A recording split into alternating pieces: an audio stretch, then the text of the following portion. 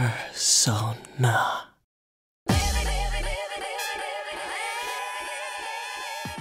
Welcome to Retro Review, where we look into gaming's past to see how older games compare to today's standards. Today we will be looking at Shin Megami Tensei, Persona 3 FES, a game with a long name that has now been forever etched into gaming's history. The Persona series is arguably the most popular game in the Shin Megami Tensei series, and has now become well known across the gaming community. 10 years have passed since Persona 3 originally came out, so the question we find ourselves asking is, does the game live up to today's expectations? And is it still worth playing through today? Who's there?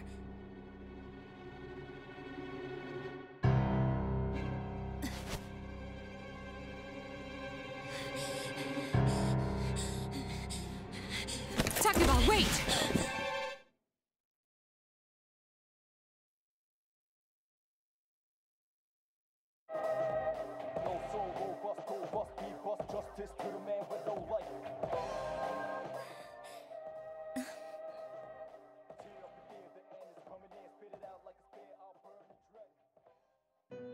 If I were to ask you way back in 2005 if you had ever heard of the Shin Megami Tensei Persona series, your first reaction would probably be, who are you and why are you talking to me?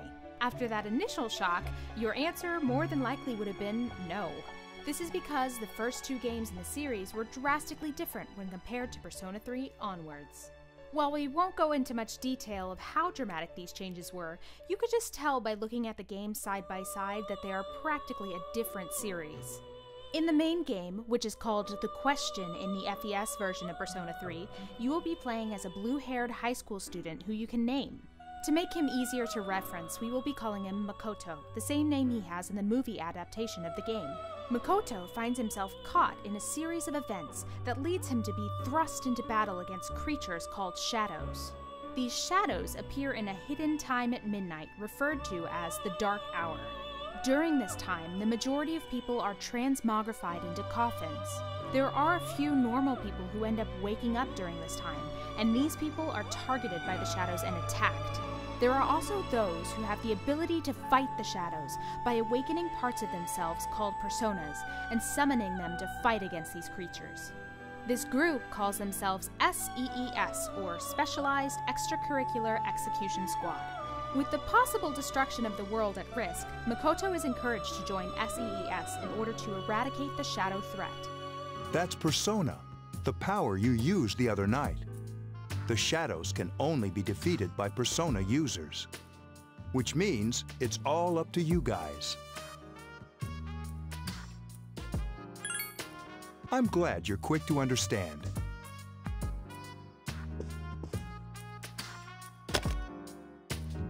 What he's trying to say is, we want you to join us. We've prepared an evoker for you. We'd like you to lend us your strength. Makoto also has a unique ability amongst the other SEES members, which he later learns is the power of the Wild Card, which allows him to change between various personas that he has acquired. Together, they will explore the origin of the shadows in a massive tower that only appears during the Dark Hour, Tartarus. From here, the gameplay is split into two parts. During the day, you will spend your time going to class, making friends, and exploring the city. During the Dark Hour, you and your team will explore Tartarus, battling shadows to strengthen your party. The Tower of Tartarus is a pretty standard dungeon crawler, as each level of the tower is randomized and changes each night. As you go up the tower's many floors, you will encounter stronger and stronger enemies, which will require different strategies to beat. Every enemy and ally will be weak or resistant to various types of damage, including various physical and elemental attacks. If you manage to hit an enemy with a type that they are weak against, you will knock them down and have the opportunity to attack again. If all enemies are knocked down, you will have the opportunity to perform an all-out attack. This is where you and all of your allies will get to dogpile onto the enemy and do a massive amount of damage. We found the enemy's weakness! Now's our chance! That's the way! I've been waiting for this! Okay, now!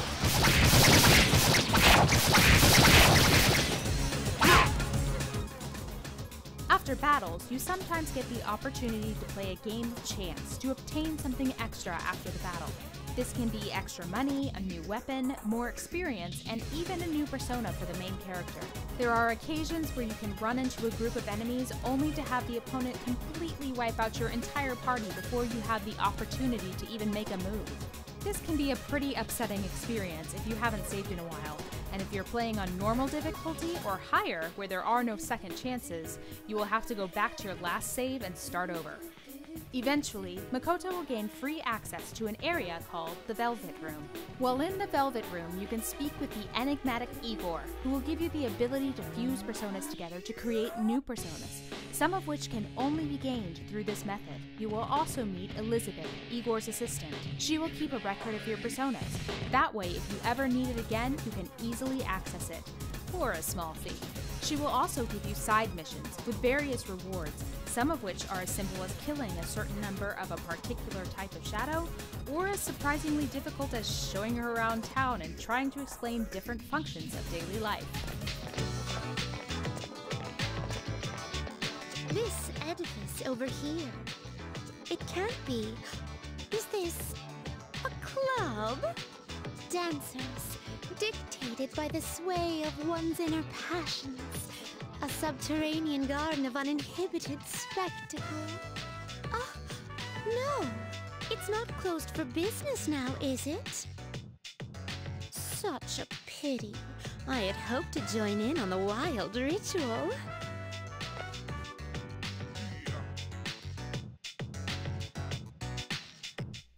Your daytime activities will primarily boil down to going to school and meeting various people and creating social links with them. These social links are critical if you wish to create stronger personas in the game. Each new link you create is represented by one of the major arcana in a classical tarot deck. Each time you increase the rank of that social link, future personas you obtain of the same arcana will receive an experience boost whenever you fuse them in the Velvet Room. And once you max out the rank, you will be able to summon a special persona for that arcana that would otherwise be unavailable. Going through these side stories also helps you connect to the world and help you become more ingrained and interested in its inhabitants. The game takes place over the better part of a year, during which the members of the SEES begin to notice that a powerful shadow is beginning to appear that will require the SEES intervention in order to defeat. I won't spoil too much here, but as the group trains to defeat these shadows, they will obtain new comrades, learn more about each other, and grow as people. There are some minor gripes with the way the system is set up. At a glance, it will seem like you have plenty of time to do everything you could possibly do within the time limit the game provides. But as you progress, there will be times where you will be unable to do anything for days on end, which can be frustrating if you weren't expecting it, and if you had a specific idea of what you were planning on doing. Also, in the majority of the female character social links, you don't have the option to not get into a romantic relationship with them, which means if you want to finish everyone's individual story, you're gonna have to be kind of a player. The FES version also comes with an additional story mode aptly named The Answer, which takes place shortly after the question. Here you will play as Aigis, one of your party members from the main story, as SEES investigates a new possible threat sitting right under their noses. The game is largely similar to the main story as far as battling and exploring the new dungeon goes, but there are no new social links, so it ends up feeling like more of a grind fest than the main title. There are some interesting moments that tie up loose ends and answer a few big questions that the main game leaves behind, but overall the experience with The Answer isn't as fun as the main game. I guess I promise to listen to what you say, so could I call you sister? The graphics of the game are a bit of a mixed bag. They are by no means bad, but they are a bit simplistic. The animated segments can also feel a bit muted when compared to Persona 4 and 5, as they don't use as much color variety. The game's style will generally grow on you after a while. Well, usually anyway. And the overall story and characters more than make up for any shortcomings the game has visually. What is really good about the game's presentation is the music. This is the one thing that the series got right.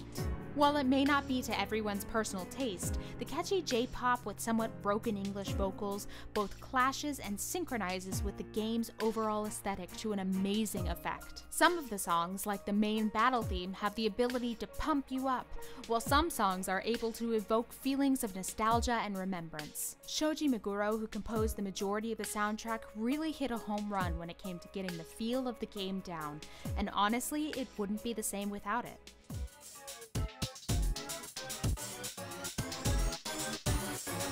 I'll try and find out the enemy's weakness. Just let me know when.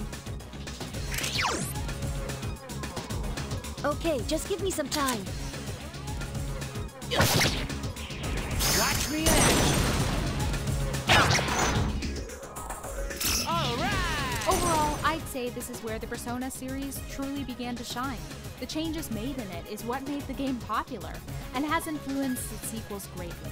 If you haven't played the Persona series before, 3 is actually a good place to start, as you won't need to play the previous games to understand its plot, since very little of the previous titles transfer over to Persona 3. If you have played Persona 4 or 5, you'll probably enjoy 3 as well if you haven't played it already, even though it's slightly clumsier graphically than the later titles. The game's atmosphere, characters, and music are all still great today, and it's definitely worth revisiting for anyone who wants to give this classic title a chance.